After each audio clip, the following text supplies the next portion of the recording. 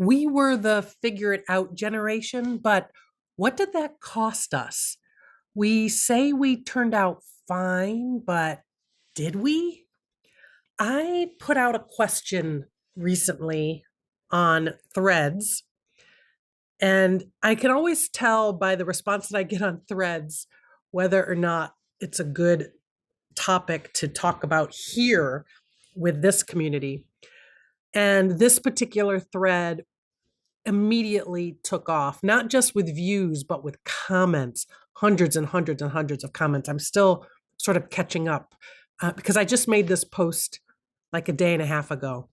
And the post asked my Gen X sisters, did you get your emotional needs met as a child and when you were growing up into teenager years, as you grew into young adulthood? Like, did you get your emotional needs met? And was your mother emotionally available? Now, I didn't, I was, I posted the question for a reason because I was thinking about parenting. And obviously, as a woman, I was thinking through the lens of motherhood, but I don't really want to go down that lane right this moment. What I want to share is the overwhelming response that I got from my Gen X sisters saying a resounding no. No, my emotional needs were met. They were completely neglected. Emotional neglect was definitely the recurring theme in the comments. And I found it fascinating. I also found it fascinating that there were a small amount, by comparison, small amount of commenters who said, yes, my emotional needs were met. And my parents absolutely helped with that. And I'd love to like dig into that further and find out, as far as like what were the circumstances that led to that. It just gives me a lot of curiosity because I've been thinking about how it gets passed down from generation to generation. I'm thinking about generational trauma. I'm thinking about how each generation evolves. And I'm thinking about the younger generation's views and perspective on the older generations and where that's all coming from. But I'd like to really hone in on the whole idea of emotional neglect and having your needs met as a child. So I think for all of us in Gen X, or a vast majority of us, a lot of us, our needs were met, except for emotional needs, maybe. Like our needs in terms of our parents took care of us. They made sure we were fed, clothed. They made sure that we were safe. We, made sure that there was a roof over our head as much as possible. And emotional needs were diminished, minimized, not made a priority in any way. And we definitely had a suck it up messaging. It was absolutely, if you're hurting, you shake it off.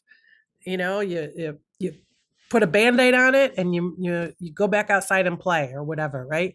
And if you get your feelings hurt, it's sticks and stones may break my bones, but names will never hurt me. It's like getting that tough skin and just washing it off and moving on, and we absolutely were taught that and got that messaging from our parents, from all the adults in our lives.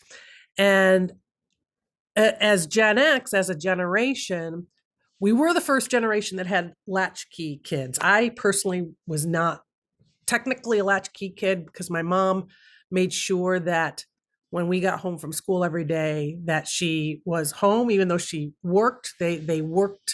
She worked it around, like she would either work late nights or, they figured it out so that somebody was home when we got home until we were done with school. And then she worked a more full-time job. But in general, there were a lot of latchkey kids out there that were on their own, with both their parents working.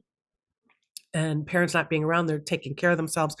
But we also got the message of, stop crying, you're fine. If you keep crying, I'm going to give you something to cry about or something something like that. And if we expressed too much joy or pride, sometimes that was sort of diminished too. Don't brag, don't be annoying, don't be a know-it-all, whatever. So emotions were definitely discouraged, and independence was encouraged. It was necessary, figuring out how to do things on our own.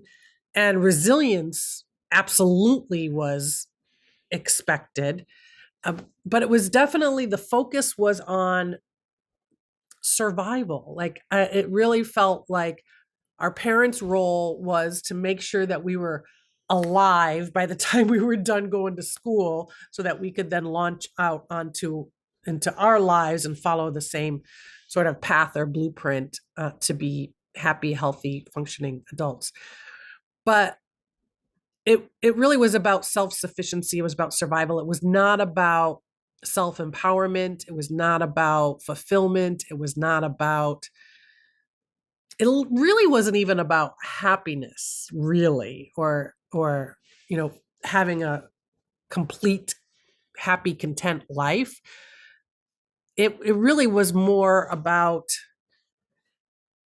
getting by and not calling too much of attention to ourselves on either end of the emotional spectrum, whether it's negative emotions or positive emotions. And not to call too much attention in those regards. And I know negative, I shouldn't call them negative and positive, but you know what I mean? I mean, like, depression, pain, anxiety, all of that on one end, and then joy and happiness and ecstatic on another end. So that's what I'm talking about on both ends. What we learned emotionally as children was, don't be too needy, figure it out yourself, because you can handle it yourself. Suppress your emotions. Don't let them see you sweat. Don't let them see you weak. A lot of emotions were considered weakness.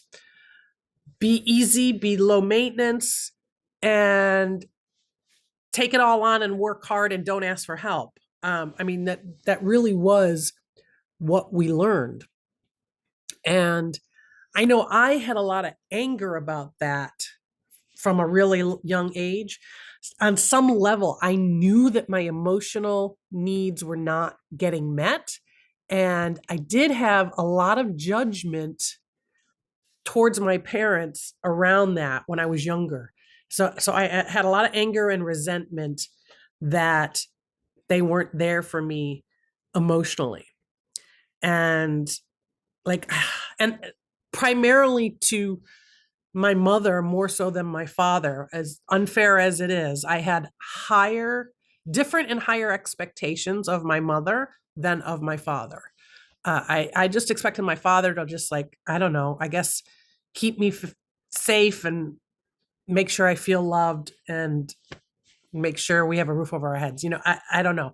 But my mother, I really had the expectations of emotional help and support and reassurance. I remember on more than one occasion being in my bedroom crying, and it was usually over some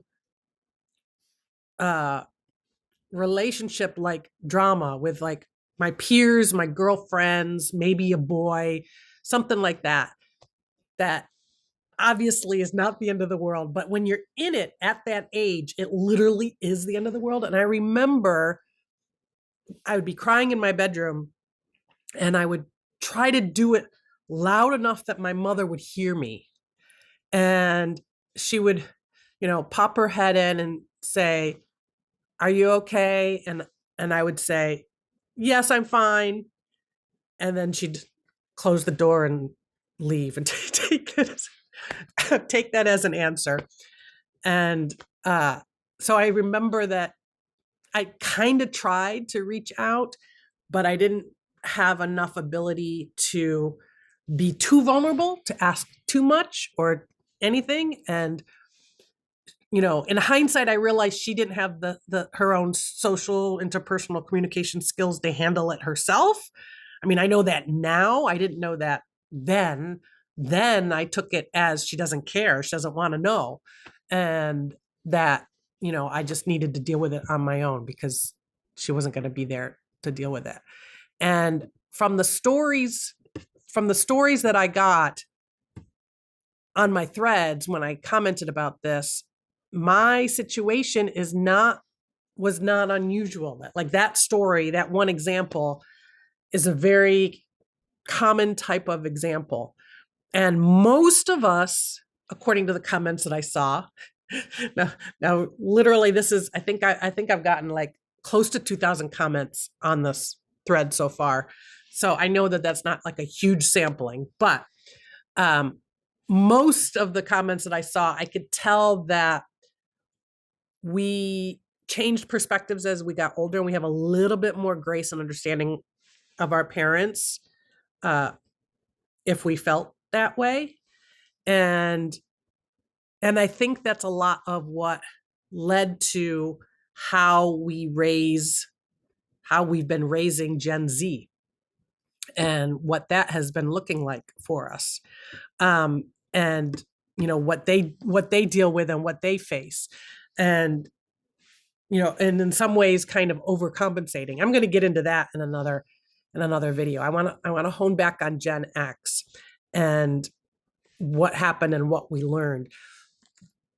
The result of that I think a lot of us identified that something was wrong. A lot of us identified that something was missing. We had our physical needs taken care of. So we were good, we were set, we were safe. We had our education, we had everything provided to us to give us a good start into life, but we were still feeling empty and like something was missing on the inside. And so a lot of us looked internally to try to figure out what that was that's missing. And we found out that it's still hard for us to receive support and to receive help. And we have a tendency to get burnt out.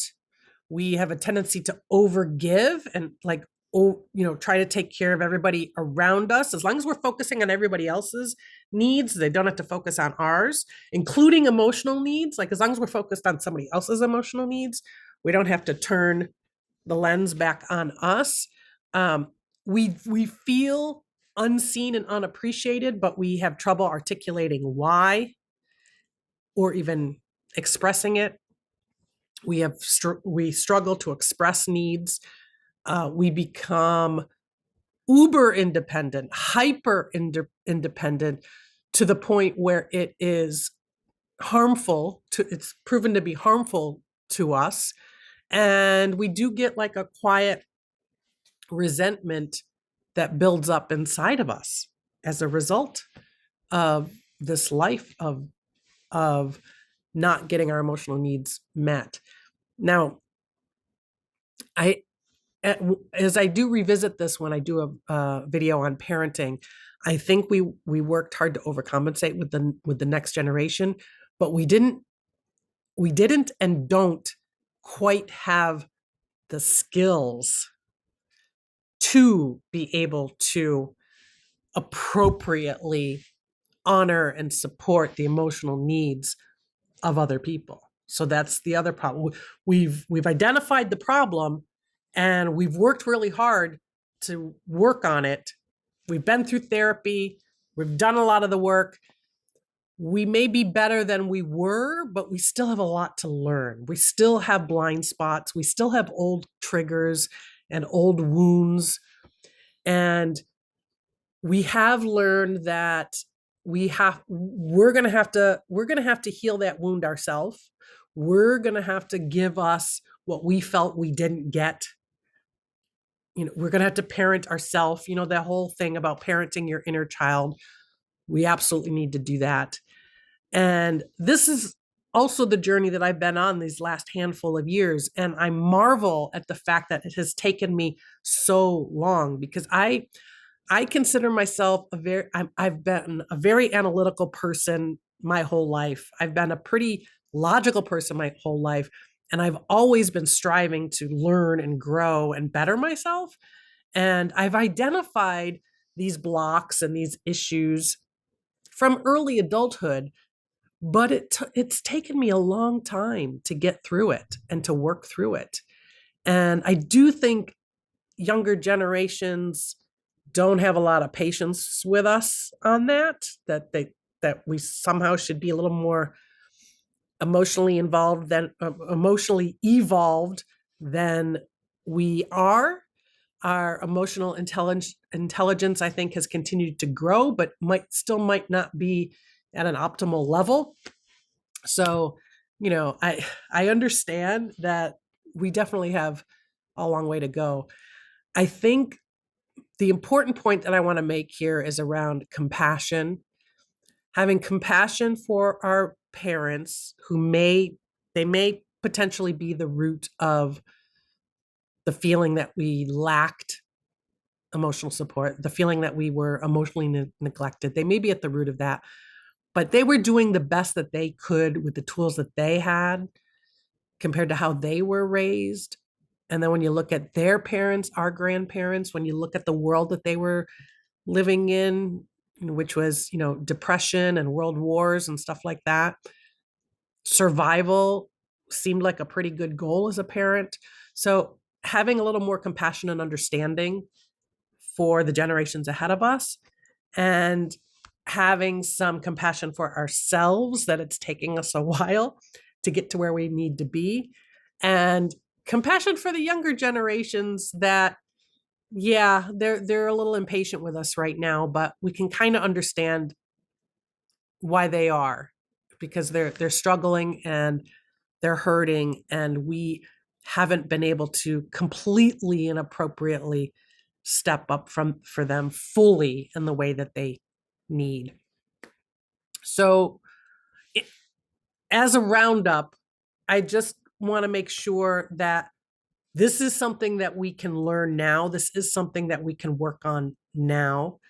It is about practice. It is about communication. It is about being vulnerable. It is about reframing your mindset on a lot of these things. So there's a lot there. There's a lot to work on. I would love to hear from you. I would love to get your thoughts and your take, and any of the best advice that you've had on this subject, or maybe you have had an experience or something that you've tried or that you've practiced that has been helpful for you in this regard. So yeah, Gen X, we're tough, we're resilient. We may have been emotionally neglected, but we are working our asses off to correct that for ourselves and for those around us that we love. My name is Amy Palmer. I am your Gen X Big Sister. Please like and subscribe to this channel. And yeah, I'm your Gen X Big Sister signing out.